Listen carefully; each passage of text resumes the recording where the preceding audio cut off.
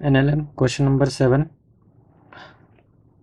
A disc of mass 100 gram is kept floating horizontally in air by firing bullets, each of mass 5 gram, with the same velocity at same rate 10 bullets per second.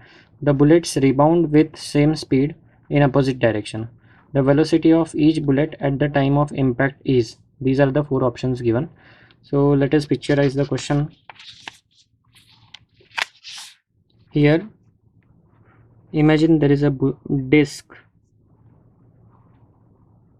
okay, and this disc is floating due to impact of the bullets. There are 10 bullets striking at in 1 second, 10 bullets per second. So these bullets will exert a force in upward direction, force of bullets, fine, and this force of bullets will balance the weight mg of the disc, fine. So this force of bullets will balance the weight mg of the disc so that the disc will float. As in question it is given that the disc of mass 100 gram is kept floating horizontally in air by the firing bullets. So bullets are fired from downside so that they will exert the force upwards and it will balance the weight downward mg of the disc, fine. So this is the situation here. So mg is balanced by the force of the bullets. Okay, so what is force of the bullet? So again, using the Newton's second law, dp by dt is the force, and here m is 100 gram. See, if you look at the options are in CGS unit, so we will keep this 100 gram as it is, into g. The value of g will also be in CGS unit. Value of g in CGS unit is 980 centimeter per second square. Remember this value. G is 9.8 meter per second square in SI unit, while it is 980 centimeter per second square in CGS unit. Okay, so how much is the change in momentum?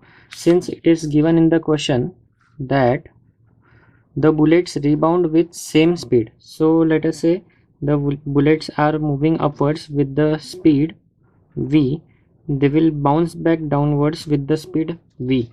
So initial momentum will be mv, m dash, which is mass of the bullet into velocity of the bullet, and the bouncing back velocity is also momentum will be mv. So change in momentum will be 2 times mv dash, fine. This is for single bullet and there are total 10 bullets, so this momentum will become 10 times of dp by dt. So the force will become 10 times since there are 10 bullets per second, fine. So this is equal to 100 g.